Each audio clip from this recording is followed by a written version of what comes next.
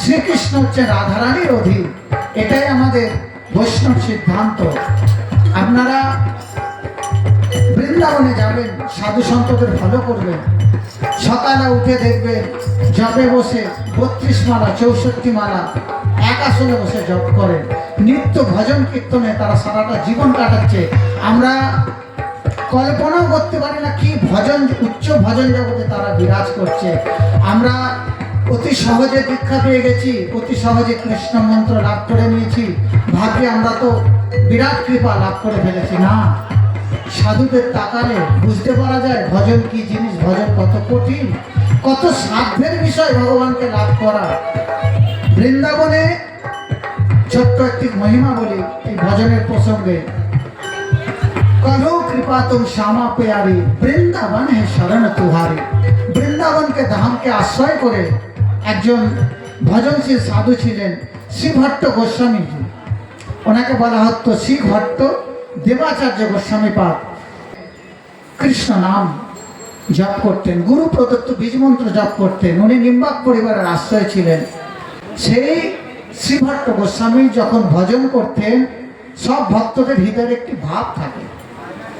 ওনার হৃদয়ে যখন ভজন করতেন, উনি চোখ বুঝে মানসে জপ করতেন আর চিন্তা করতেন উনি রাধা মাধবকে আলিঙ্গন করে আছেন, বাম কোলে রাধারানী, ডান কোলে কৃষ্ণকে নিয়ে বসে আছেন। ওনার ছবি দেখবেন, ফেসবুক ইউটিউবে সার্চ করবেন শ্রীভট্ট গোস্বামী, দেখবেন এই ছবিটা পাবেন। কোলে রাধারানী আর কৃষ্ণকে নিয়ে উনি লাড় লাগাতেন, অর্থাৎ ব্রজবাসে যাকে বলে বাৎসল্য স্নেহ করতেন রাধা কৃষ্ণকে। এইভাবে মানুষে ভজন করতেন। ওনার কাছে ওনার এই ভজনের মহিমা যখন প্রচারিত হয়ে গেল,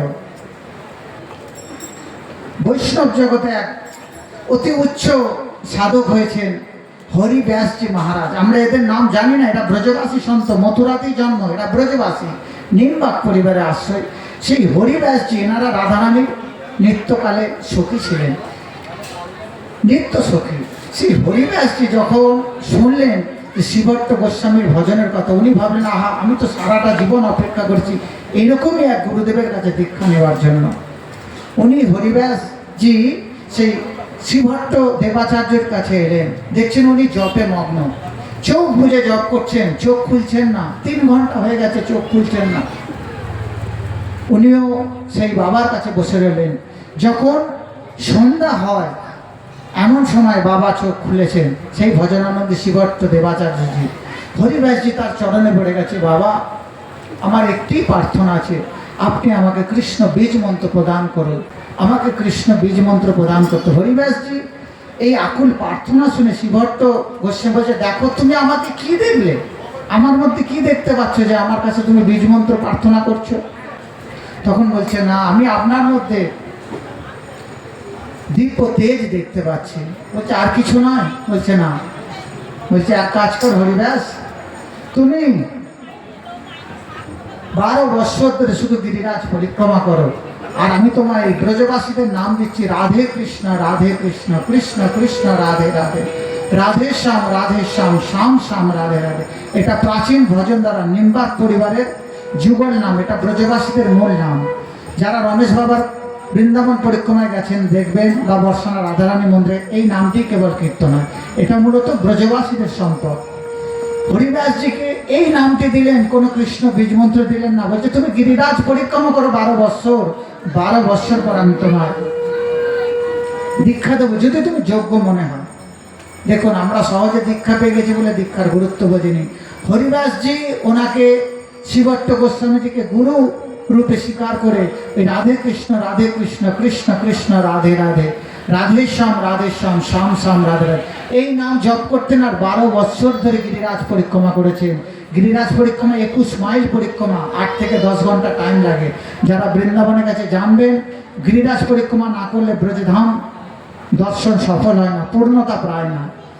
12 বৎসর ধরে যখন হরিব্যাসজি গিরিরাজ পরিক্রমা করেছেন, 12 বৎসর পর এসেছেন শ্রীভট্ট গোস্বামীজির কাছে। হে গোস্বামী গুরুদেব, আপনি আমায় এবার কৃপা করুন। বলছে, তুমি আমার মধ্যে কি দেখতে পাচ্ছ? বলছে, আমি আপনার মধ্যে দিব্য তেজ দর্শন করছি। সত্য কথাই বলেছেন। বলছে, তুমি এখনো দীক্ষার জন্য তৈরি হনি, আরো 12 বৎসর গিরিরাজ পরিক্রমা করো।